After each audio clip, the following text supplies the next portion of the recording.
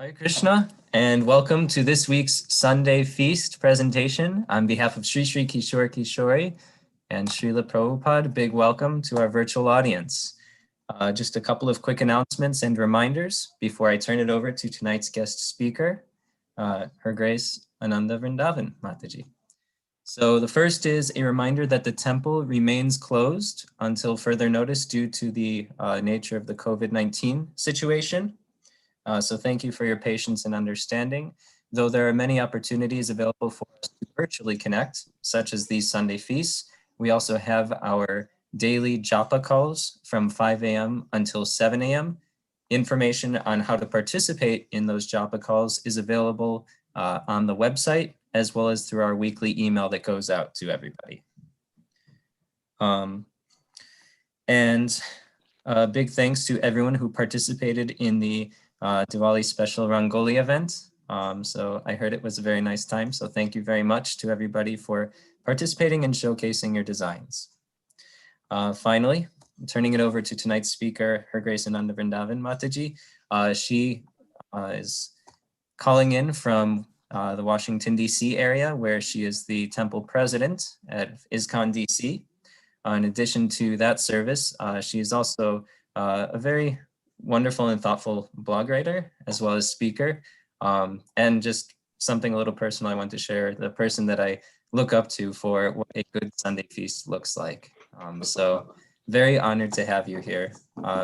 And she's going to be continuing our weekly Brilliant as the Sun series by taking us on an overview of Srimad Bhagavatam's second canto, chapter 7, titled Avatars and Us. Thank you. Thank you very much. And Hare Krishna. Good evening, everyone. Good evening, Chicago. And I am very honored and delighted, of course, to be part of your Sangha this week. Om Namo Bhagavate Vasudevaya. Om Namo Bhagavate Vasudevaya. Om Namo Bhagavate Vasudevaya. So yes, I was given the task to take a look at the seventh chapter of the second canto of the Srimad Bhagavatam, entitled Scheduled Incarnations and Their Specific Functions. So I'm going to jump everybody right into the middle of this chapter to start with, where we will find a little bit of Krishna magic. And I am going to share my screen.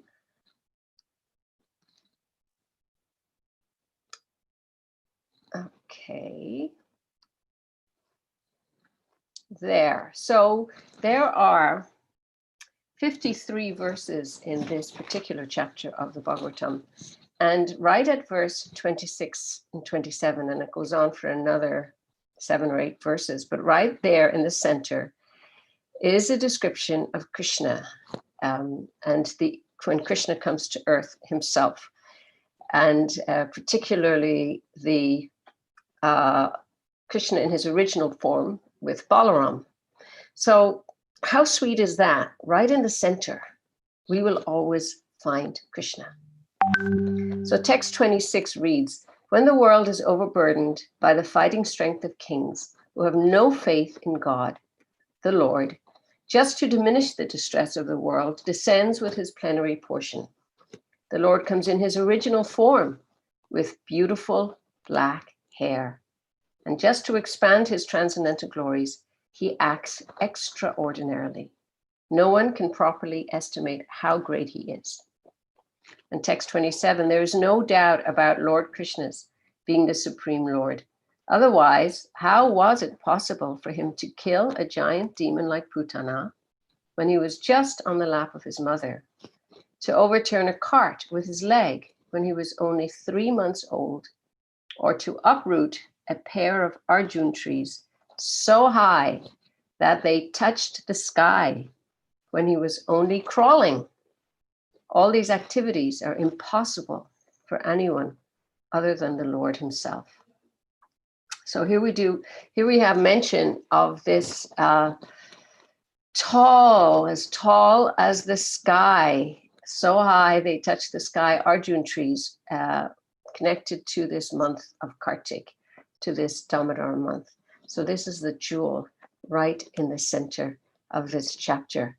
And there's a beautiful purport in this. And the last paragraph, Prabhupada says,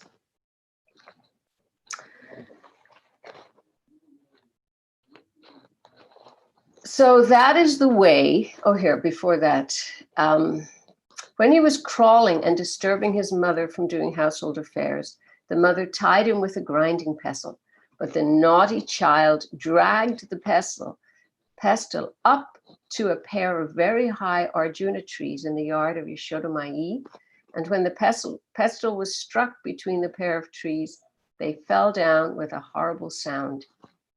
When Yashoda Mai came to see the happening, she thought that her child had been saved from the falling trees by the mercy of the Lord, without knowing that the Lord himself, crawling in her yard, had wreaked the havoc.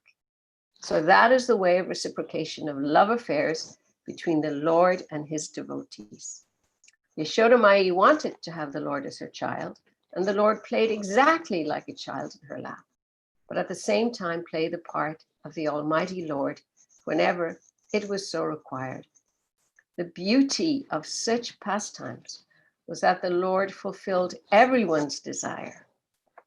In the case of felling the gigantic Arjuna trees, the Lord's mission was to deliver the two sons of Kuvera, who were condemned to become trees by the curse of Narada, as well as to play like a crawling child in the yard of Yashoda, who took transcendental pleasure in seeing such activities of the Lord in the very yard of her home. So this chapter will be taking a look at how Krishna comes and why Krishna comes, and the different forms that Krishna comes in, and the essence of all of that is, of course, the sweetness and the exchange of love between Krishna and the devotees. Now, it's divided into 4 sections. I use the reference book Surrender Unto Me, an overview of the Bhagavatam by Burijan Prabhu. Very highly recommend that book. So the first 25 verses talk about, I'm going to stop this screen here and come back. Yes, good. The first 25 verses describe the Leela avatars of the Lord. And I think it mentions 20 of the Leela avatars of the Lord. Of course, we know the avatars are unlimited. Prabhupada describes some places that they're like waves of the ocean. We also know the avatars are eternal, that they are eternally living somewhere in this huge universal geography, and that they come when they are needed at different times and in different areas. So if we look at the last paragraph of text, Prabhupada, especially in the beginning, in the very first chapter, Prabhupada really makes a point.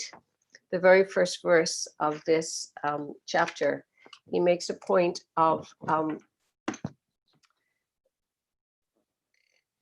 talking about cheap incarnations and urging us all to be very careful that we know the difference between a real incarnation and a cheap incarnation.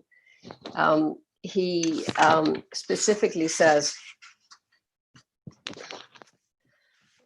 it there?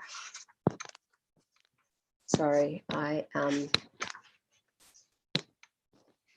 yeah. He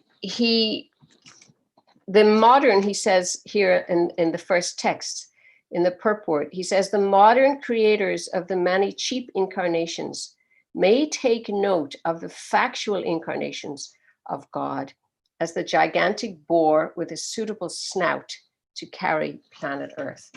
So Prabhupada's first introducing us to Varaha, but time and time again throughout this chapter, he is trying to educate everybody. He's trying to educate us and to say, listen, use your intelligence, be discerning. These incarnations are scheduled. They're in the Shastras. And if anybody is saying, I am an incarnation or I am God, you really need to not believe them. You really need to call people out who have done this and continue to do this in this world. So the next section of verses 26 to 35, Prabhupada describes Krishna Lila and how Krishna comes himself in various locations, and he engages in pastimes with his devotees. So Jiva Goswami asks an interesting question when he's reflecting on these verses, and he asks the question, why does Krishna come himself?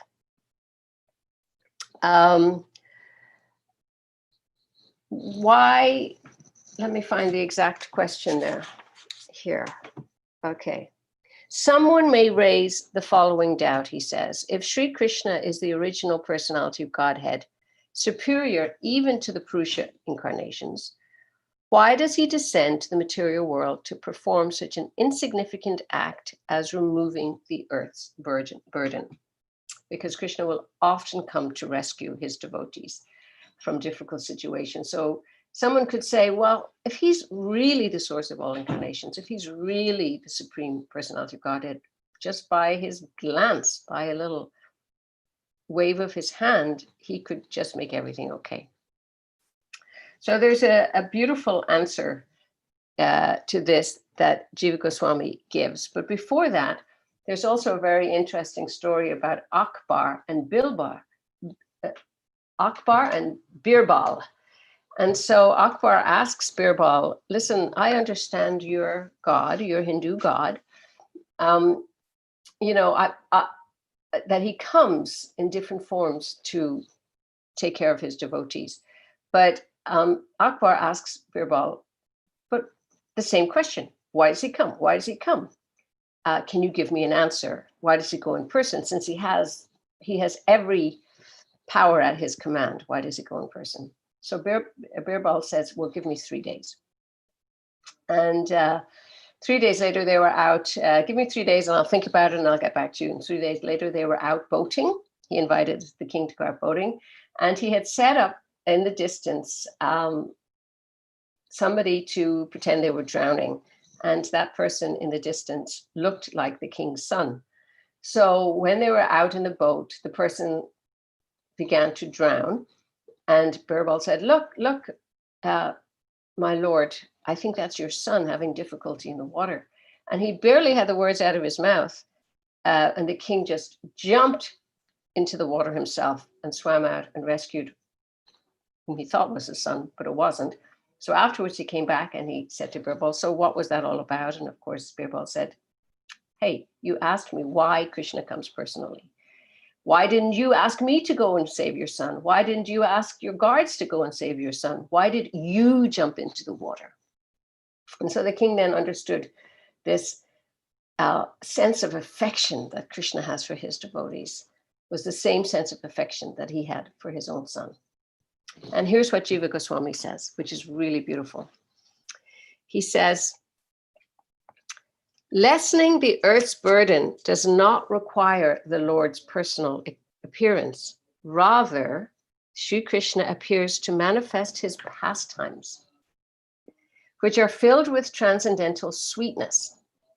He comes to delight the devotees, for the Lord's lotus feet are dearer to them than life itself. He comes to shower transcendental sweetness on the world. Let's just think about that for a minute. How all these incarnations, these different incarnations of Krishna, are Krishna coming to shower his sweetness on the world and on the devotees who are just hankering for a taste of that sweetness. So then the next section of the book, verses 35 to 50, they really talk about, they're just expressing and reflecting how amazing Krishna is, how amazing Lord Hari is, and how there's no cause beyond him, no cause before him. Everything emanates from him. And then there's another question asked after they reflect in these verses that, well, if he's really inconceivable if after you describe these incarnations and after you try to understand the Lord, he's really indescribable. Lord Brahma says he's indescribable. Even Shesha with his 1,000 faces cannot describe the Lord's glory. So how, the question is, how could we understand him? Sridhar Swami asks, if no one can know the Supreme Lord's incredible prowess, then how can his glories be described? He answers this question by saying that the Lord's glories can be described when the Lord gives his grace to a person who sincerely and completely takes shelter at his lotus feet.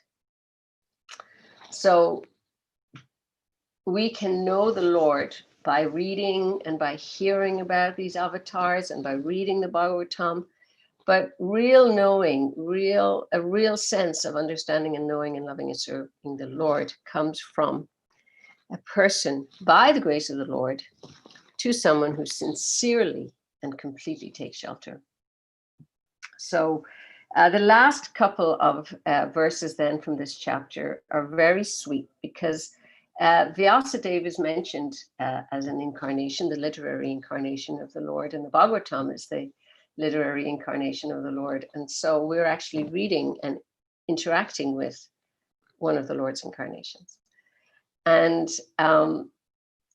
so the last verses really encourage, there's this idea that we really should hear and teach the Bhagavatam. Because by hearing it and then sharing it with others, that's how we also grow. And there's two beautiful verses at the end. This is the instruction to Narada.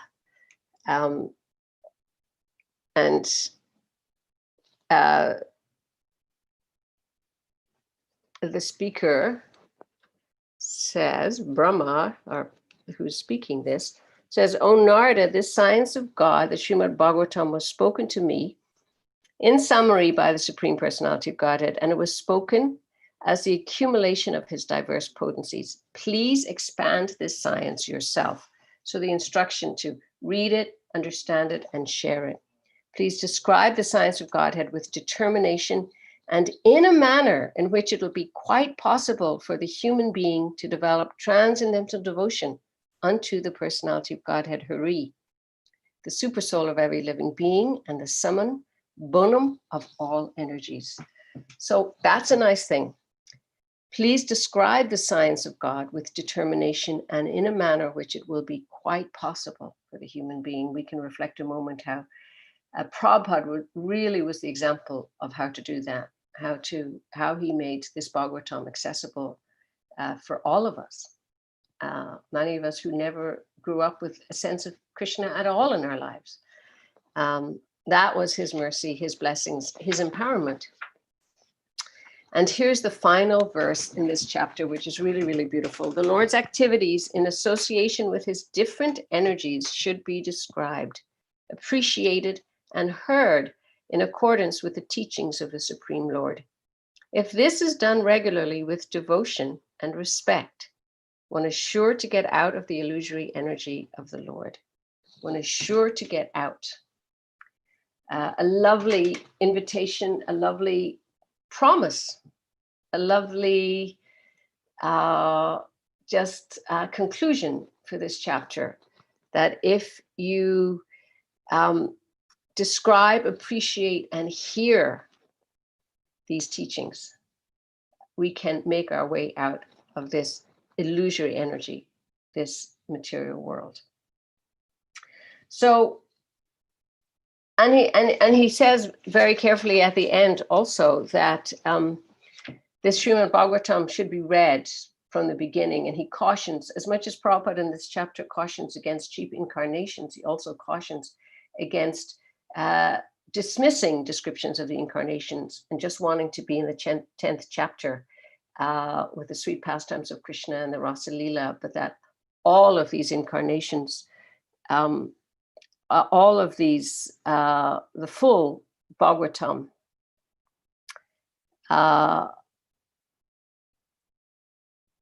is so important. In the Bhagavatam, the Science of God, the first 9 cantos prepare the ground for hearing the 10th canto. Okay, a pure devotee of the Lord, therefore, must begin reading or hearing the Bhagavatam from the very beginning and not from the 10th canto. So Prabhupada always presented it as a science. He presented it as a process, and that if you do this, you'll get this, and if you do this, and you get this. And if you actually read and study carefully all 9 cantos, when you get to the 10th canto, it will be so much sweeter and deeper and much more relishable and much more impactful on your spiritual life. Now, what I'm going to do right now is invite you to listen for 15 minutes to Srila Prabhupada speak a little bit about incarnations. This was a lecture he gave in 1972 in Vrindavan. And while you're listening, because I'm going to ask some people afterwards to share, we only have 9 people on Zoom, so I'll be calling on you. But just to think, or you can put it into the chat, but while you're listening, and I'll have the transcript up on the screen, and those of you who are watching online, just see what words or what sentences or Prabhupada's tone, his voice, what jumps out at you? What in this listening is something really that strikes you? So I want you to do a bit of active listening here. I want you to really listen so that you can actually hear something that's really like a aha moment, something beautiful, and then give it back to us afterwards. Okay, so I'm going to share my screen here. Share screen.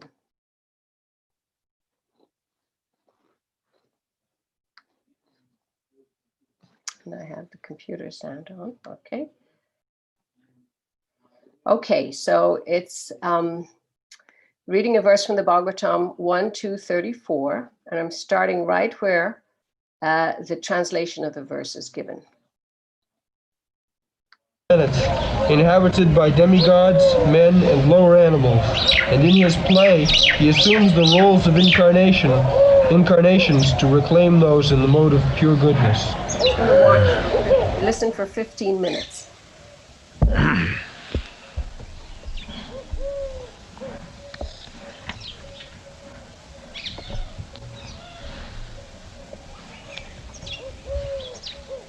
भावयति एषा सत्येन लोकान् वै लोकभावन लीलावतारानुरतो देवतिजंग नरादिषु.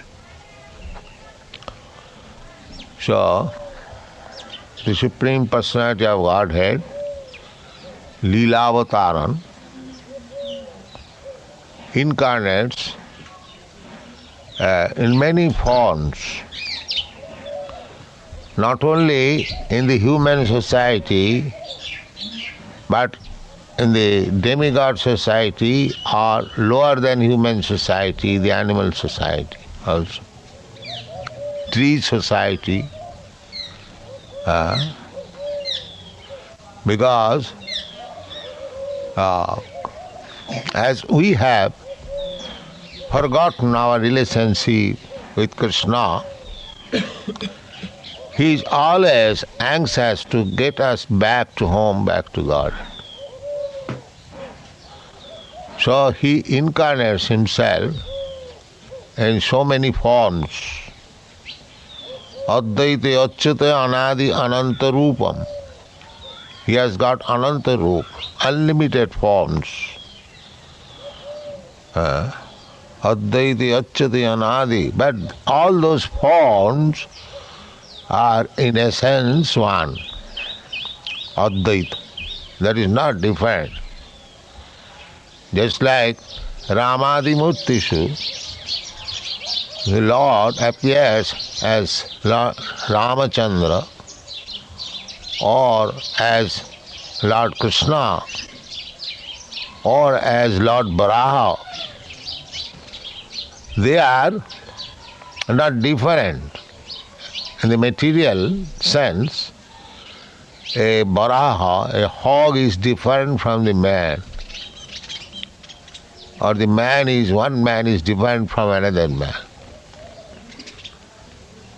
But the incarnations of Krishna, they are not different. The same thing. Just like Krishna, when he appeared, he is Krishna when he was so-called 3 months old, and he was Krishna when he was 20 years old. The same Krishna.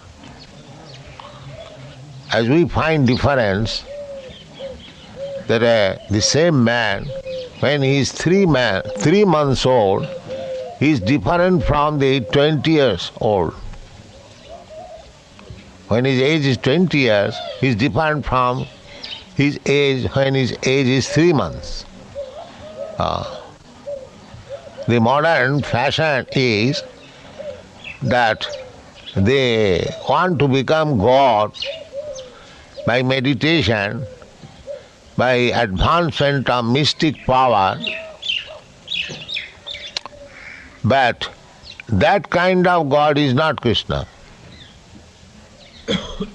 Krishna does not become God. He is God always.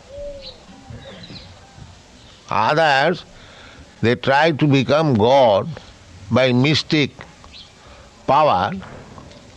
We have heard so many so-called gods that he attained such perfection of mystic power, now he has become God.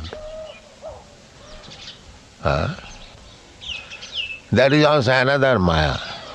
Nobody can become God. God is God, dog is dog. This is the law of identity.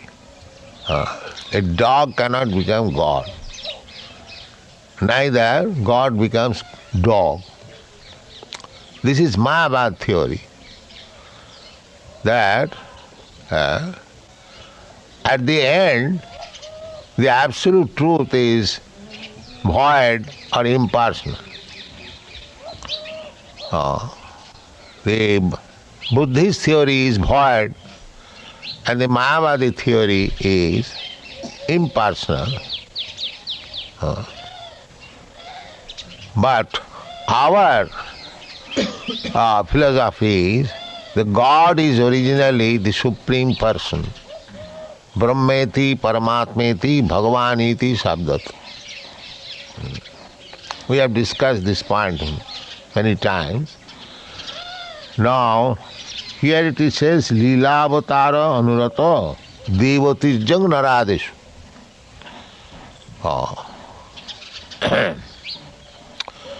God is always anxious to get us back to home, back to Godhead.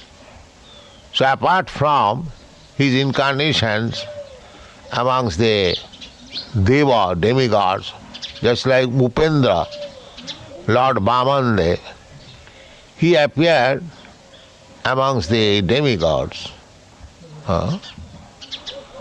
There are so many other incarnations, demigods.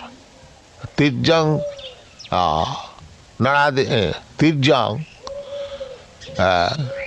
God appeared as incarnation of boar, incarnation of horse, incarnation of tortoise. Kesavadhita kurma sharira jaya jagadisha hare. Kurma sharira. Kesavadhita meena sharira jaya jagadisha hare. There are so many incarnations. Kesavadhita narahari rupa jaya jagadisha hare. Kesavadhita bhamana rupa jaya jagadisha. So, he has got innumerable incarnations. As I have told you several times, just like the waves of the river, one cannot count. Similarly, nobody can count how many incarnations are coming, always, incessant, one after another.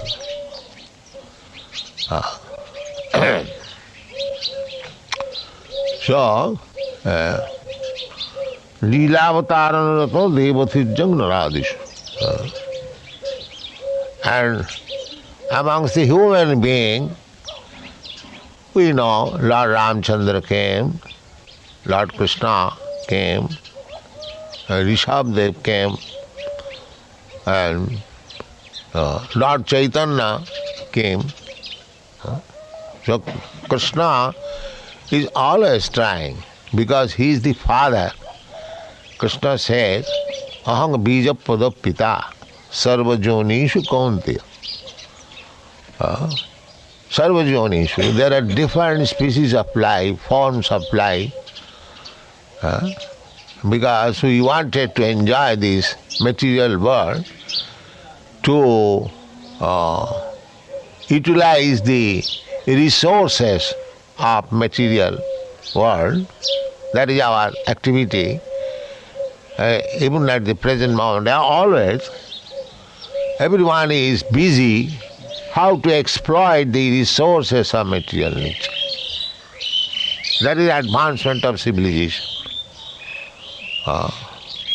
Advancement of civilization means how to exploit the material resources. But they do not know, the foolish people do not know, that is not advancement, that is entanglement. That is not advancement.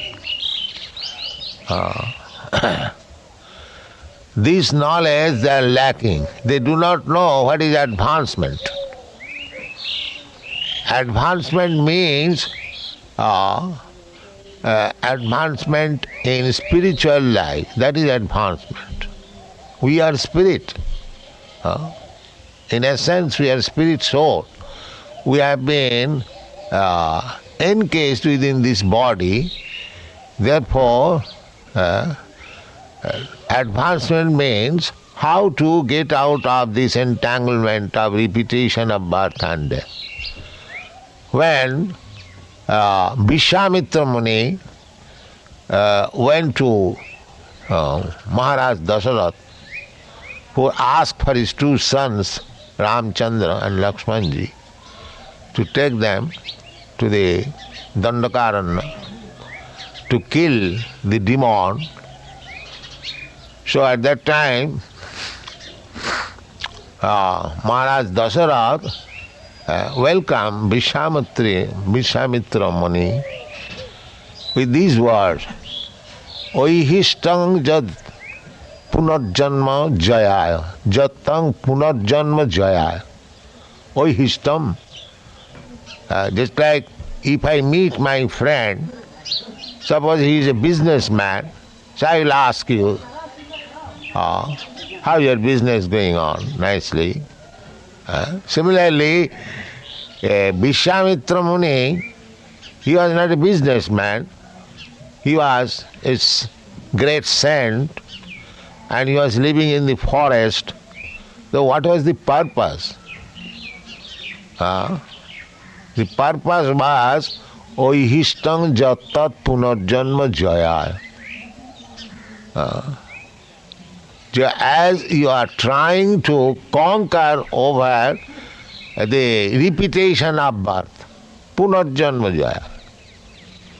The people do not know at the present moment that the business is to conquer over the repetition of birth and death, punarjanma jaya.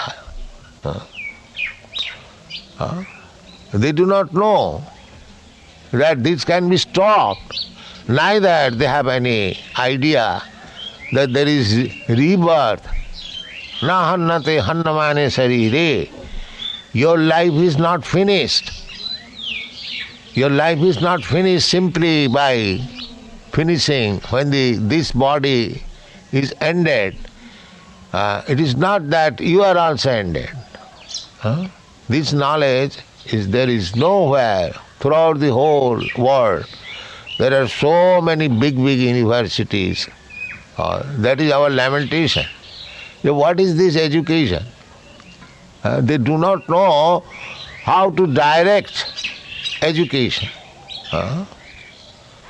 In the Shastra it is said that your activity should be conducted in such a way that Krishna becomes satisfied. Haritoshanam. But they do not know what is Krishna, what is Hari. And how to satisfy him. There is another question. So at the present moment, the whole civilization is a set of rascals only, that's all. There is no education. They do not know. And because they do not know, Krishna comes just to make this rascal to inform. Krishna says, aham adidhi devanam aham sarvasya prabhava matta sarvang pravartate sarvadharman parityajya mamekang saranang vaja manmana bhavavad bhakta madhya. Canvassing. My dear sons, why you are rotting in this material world, please come.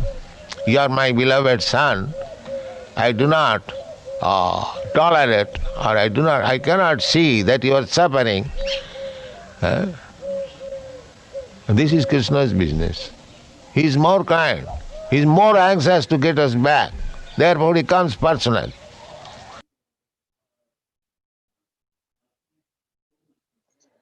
Okay, so that was so beautiful, Prabhupada speaking, and please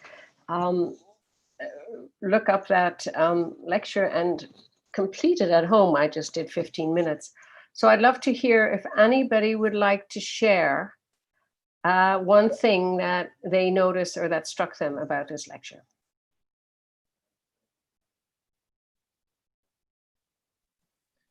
And how would you prefer to structure it? Okay, well, they can, oh, here, there's some things in the chat. Okay, so somebody put Tree Society, question mark, audio is good, curious about that. I'm hearing Ninjan and Prabhupada, I always love how he builds the case, talking about so many different ways in which Krishna appears in different forms, but following it up with a protective clause that one cannot become Krishna, preempting against someone who may say he or she is not one of the innumerable incarnations of Krishna.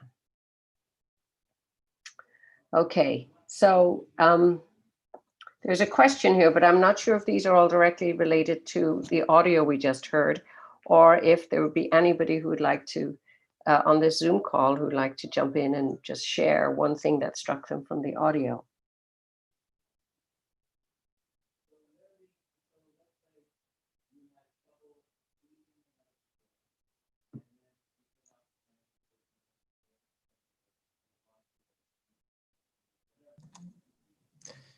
Also, with that last question that was there, it was more inspired by the audio, just the specific verse that Srila Prabhupada was speaking on, that there's this material world with all of these different souls, and we all have our own kind of unique contaminations, and just talking about how Krishna appears in these different ways to attract, one of the purposes to attract those in the platform of goodness, I think was what the translation was saying. Curious about what that implies with Lord Ram's appearance and the ability of that incarnation to resonate with a certain type of conditioning versus Lord Varahadev, which may attract another type of conditioned soul.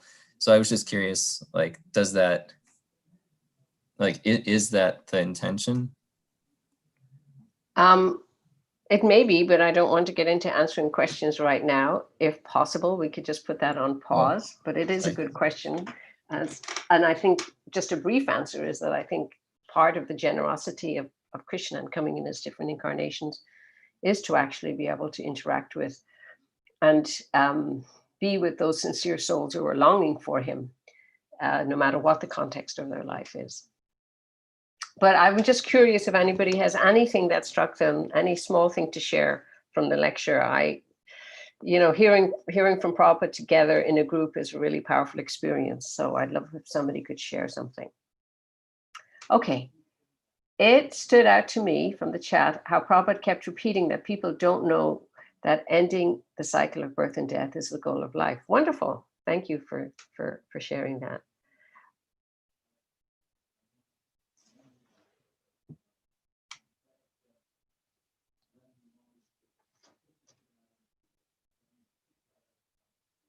I'm seeing some comments on YouTube. Okay, want to share them? So Ananda Prabhu writes, I liked how Srila Prabhupada mentioned quite a few lines from verses from Bhagavad Gita, showing how Krishna came and did canvassing for conditioned souls. Yeah, yeah, that was beautiful. All different ways he's trying to wake us up. Thank you. And he also follows up with also how Srila Prabhupada points out deficiencies in the modern education system. Mm-hmm. Mm-hmm. Yep.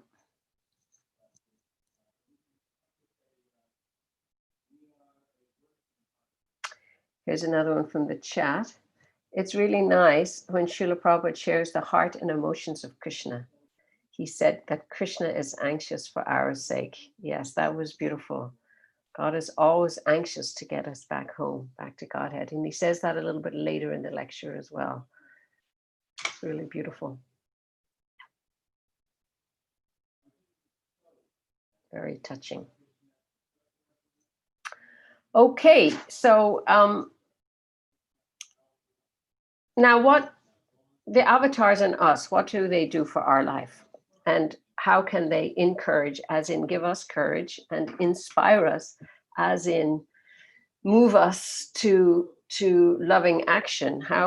What gifts or lessons do the avatars give to us? So I've just jotted down a few that I'm going to share with all of you.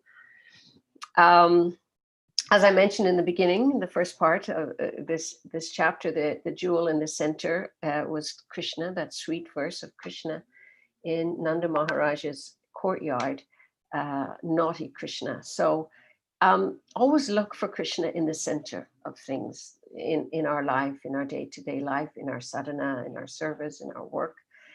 Always seek the essence of Krishna in the center of that. And then the second thing, the avatars are all about rescuing. Of course, we know on a deeper level, Krishna comes to sweeten our life and sweeten the lives of the devotees, and comes to just give joy and happiness to the devotees. And but still, there's a call, there's help needed. And I think that can help us be in a mood of humility, that we all need a rescue. Some days we just need small daily rescues. Sometimes we need a big rescue. But to come to that position of full dependence on Krishna and knowing that we can't do it on our own is a lovely message from these avatars. Okay, they're scheduled incarnations and they have specific functions. So what that says to me is Krishna is very organized. Krishna's plans things out, and that we too should be organized. We should get planning ahead. We should, as much as possible, schedule our life. There's always interruptions. There's a wonderful story of this really, this church, well-known church in Atlanta, Georgia, who's doing, who had phenomenal growth in their church. And then there was another church across the street from them of the same tradition, but the church, there wasn't very much happening at this church. And so the pastor said to the owner of the blossoming church, he said to him, "Oh, you really must have gotten God's mercy." And the other person said, "Yeah, maybe, but we also got very organized. We also really put a lot of effort into figuring out how to attract people to come to hear."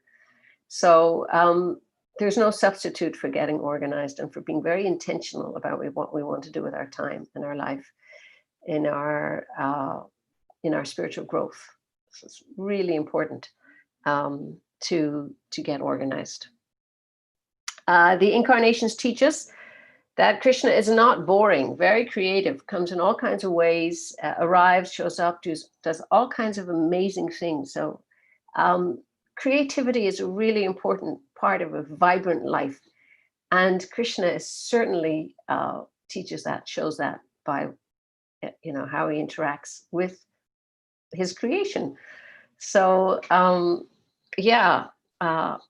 we also should be creative. We should be creative in in our planning. We should be creative in figuring things out. We should be creative in how we really think about how we present things. It's also part of the idea that we're thoughtful, and we doesn't mean that everything has to be,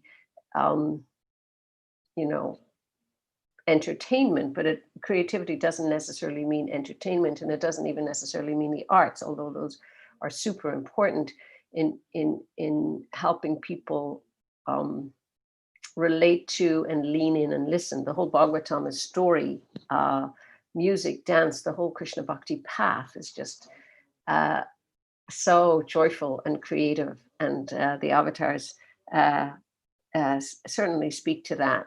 So we should be creative. Avatars show how Krishna cares for us, and when we feel cared for, we feel valued, we feel love, actually. So Krishna and his different avatars will come at different times to protect his devotees, to have loving exchanges with his devotees. He cares. And we should also care. We should care for all who come in our life, who all are in our life. And we should value them by caring for them. And by caring for them, they know that they are seen and they're loved, and they feel nourished by that care. The avatars, Krishna is very generous. Part of the job of the avatars, all the different avatars, is just that we have lila. We have lila to think about, to discuss, to understand, to share, to relish. And this is Krishna's generosity. It just gives us so many things to think about. We should not complain. We don't have things to remember Krishna by. And in the same way, we should be really generous and value every service, value every effort, value the different ways that devotees can do service. They may do service in a way that would be different than the way we would do it, but we should love and appreciate and value it, because that's their way. And Krishna, they have their relationship with Krishna too. So generosity in how we value the different ways to serve Krishna. The avatars teach us that we're in good hands, that Krishna cannot be defeated in any way. Lord Nrsingadev is a favorite, of course, but how just really cleverly solved that challenge that Hiranyakashipu had set up about trying to avoid death, and how creatively he did that. But it just really just should deepen our faith and our sense of how Krishna will never let us down. He'll always be there for us. And the final one, that, the avatar comes down, they descend. There's a lovely saying that goes like this: where you are is where I'll meet you. And so Krishna comes down to be with and to rescue his devotees. And in the same way, we should go out where you are is where I'll meet you. We should go and meet people, not just physically where they are, and especially right now in COVID, but this is more of a principle of wherever a person is in their spiritual development. They know nothing about Krishna, or they know something, or they know more than us. We should meet them there, and we should interact with them there and love them there, and help them on their next step, or receive a next step for ourselves. Where you are is where I'll meet you, and where I am is where I shall meet my seniors, and I shall go for inspiration and help. So those are some of the lessons that I pulled out of the Avatar chapter that could speak to me in my life. And I am curious and open, not just for questions right now, but more to hear what other lessons you may have gleaned from this chapter or from this evening's conversation. So please either put your mic on or put it in the chat. And somebody's keeping an eye on YouTube as well, right? Yes.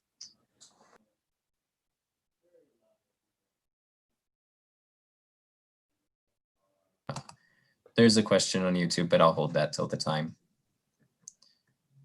Whenever you're ready for questions. Sure, questions or comments? Okay. Go ahead. Well, I also just wanted to really appreciate, just as you were going through what the avatars mean for us, for me, I was really resonating with Krishna will literally do anything to get us back. Yeah. He'll take on so many different forms, so many different pastimes just to get us back. And it feels good. Yeah. Yeah, doesn't it? Yeah.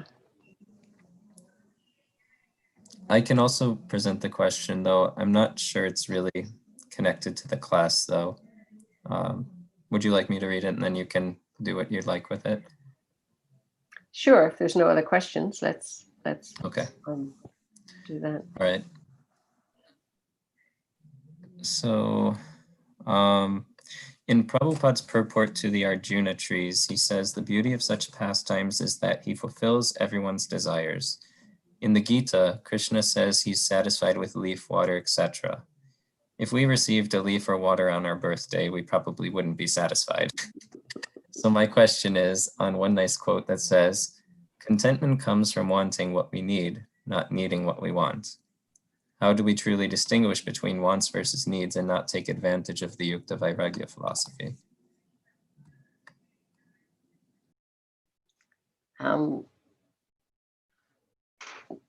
Yeah, thank you for the question. The first part about offering Krishna a leaf, a flower. I had also a discussion with somebody recently about that, because ultimately Krishna wants our love and Krishna wants our affection. And to love Krishna and be loved by Krishna, of course, is the goal. When I asked, what is love? What is that love that we offer to Krishna, whether it's a leaf or a flower, or if we can afford more, something beautiful? It's when there's love there. And which speaks to your other point that if I got a leaf or a flower for my birthday, well, it would depend on who gave it to me, because if it was given with love, I would love it and I would be touched. So when we're thinking about what's love for Krishna, I asked this one devotee whom I respect a lot, and he said that for him, the love that we offer Krishna is our service done with humility and gratitude. And when we set our intention in our mind like that, humility is, just remembering who we are ultimately. Yes, a tiny, insignificant person. And gratitude that we have this relationship with Krishna, that we actually have this personal spiritual relationship with Krishna. And how to know our needs and wants, I think we have to just always go for balance. There's a certain honesty that's asked of us when we're looking at needs and wants. And sometimes we'll think our wants are needs, and when we get them, we realize actually they were just wants. I really didn't need this. And we're all different. We all have different needs, and at different times in our life, we'll have different needs. For many, when they were young, those of us who joined, I joined in the early 80s, and I lived very simply in a house with a ton of people.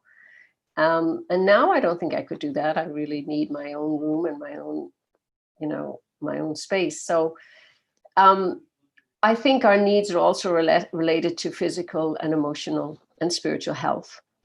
So, you have to have, we have to keep ourselves functional. Otherwise, we're no good for anybody, right? And so we have to just know that for long-term, sustainable, functioning life of, active service and active spiritual development, that we need a good amount of physical and emotional and spiritual health. And so you have to ask yourself, what do I need? And sometimes we can do without needs for a long time, or we can just give in to others' needs and others' requests of us. But at a certain point, we have to watch out that we don't break, we don't burn out, we don't crack. So needs are important. Sometimes, we'll have some wants, and now and then we'll it's okay to have some wants too. Because once you get it, you realize, seriously, I didn't really need this. And you learn something from it, and then you're able to let it go. I used to always tell the high school boys when I was involved with the Gurukul in Vrindavan that, once you go out and live in the world, that's actually when the Bhagavatam becomes alive, because you live and learn by living. And very often we learn by our mistakes and things that we want, our desires, and we work very hard to get them. And then it's just not all that it's made out to be, but we often can't. Nobody can tell us that. We have to actually experience it. So just being present, having a very strong spiritual life, which means getting good rounds done every day as much as you can, reading something, staying in touch with devotees, then for the most part, your choices will be good. And if they're not, you'll know soon enough. And if you're sincere and honest, then you'll just adjust. Thank you. And two other things just came in. The first is a comment. I just wanted to share an appreciation, Mataji. I like the Akbar Birbal story, which illustrated why Krishna himself comes rather than just taking care of devotees via his other agents. Mm. And then there's a question. One thing you shared is that we all need a rescue. How do you recommend we cultivate that daily call to be rescued in a small or big way? When it's a big way, it seems a little easier. It is ways that seem more challenging. When it's a big way, it seems a little easier. Is that what you said? Yes. Yeah. Yeah, it's true.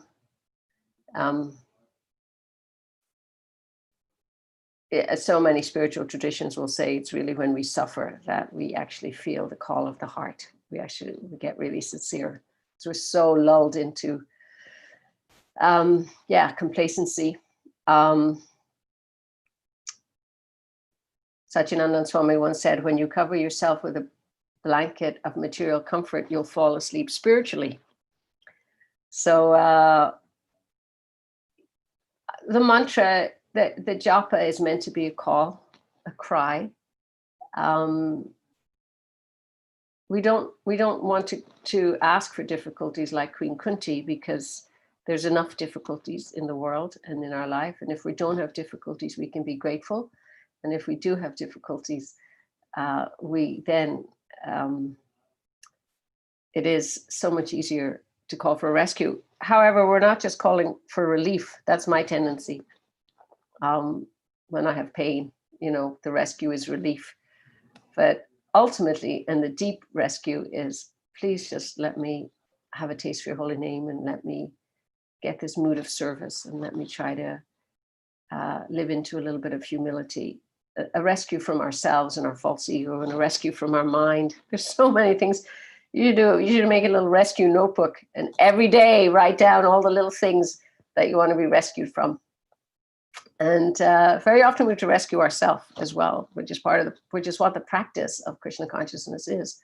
It's ourselves getting very busy on our own rescue. But we'll get, and whatever happens to us in life, we learn as devotees to see it as Krishna's mercy.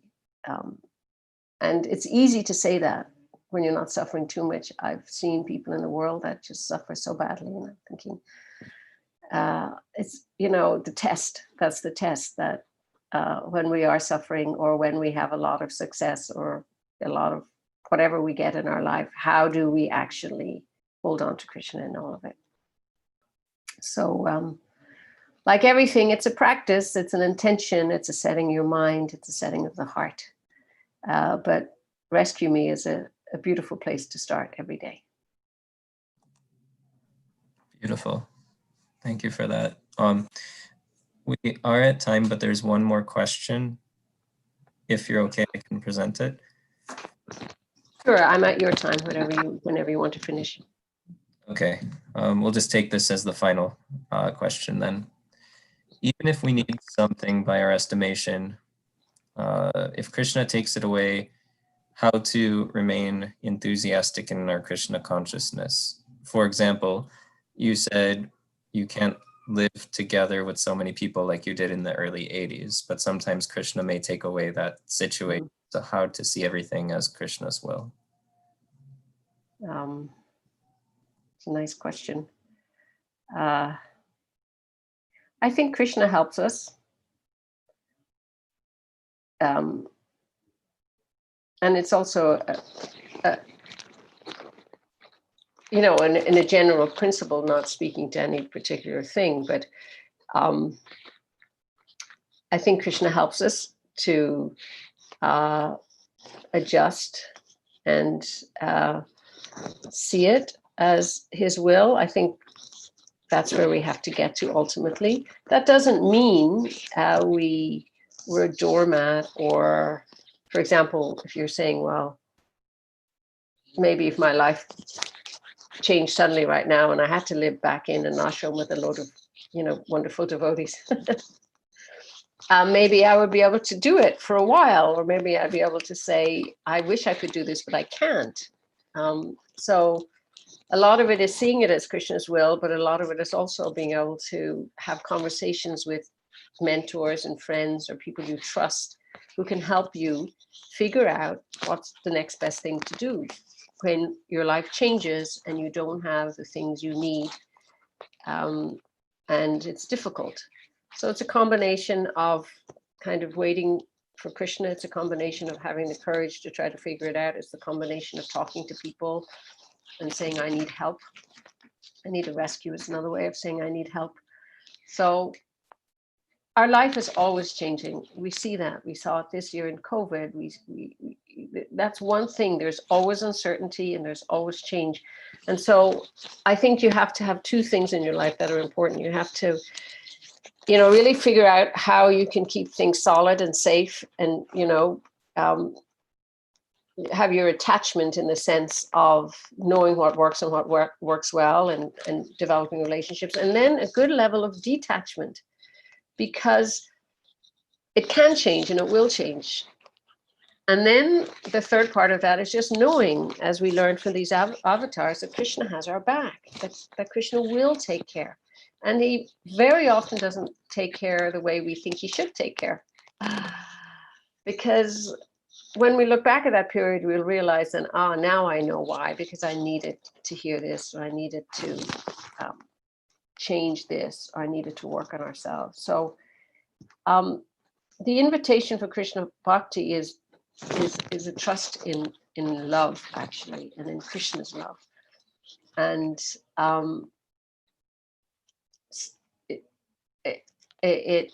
as we unpeel ourselves, and as we become less fearful of that love and less fearful of that dependency on him, then ultimately any situation becomes workable. All right, fantastic. Thank you so much for that beautiful presentation of the 7th chapter.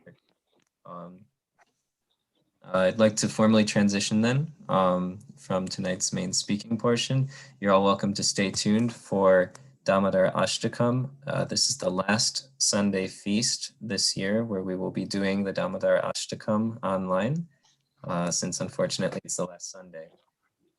Tonight's Damodar Ashtakam will be led by one of our youth here in Chicago, Sri Jiva, along with the rest of his very musically inclined family.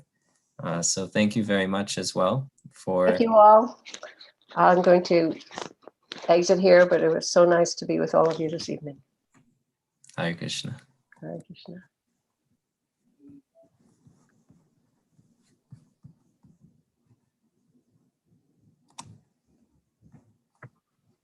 Okay. And we hear you now. And for those on the Zoom call, you're welcome to turn your cameras on, though request please remain muted.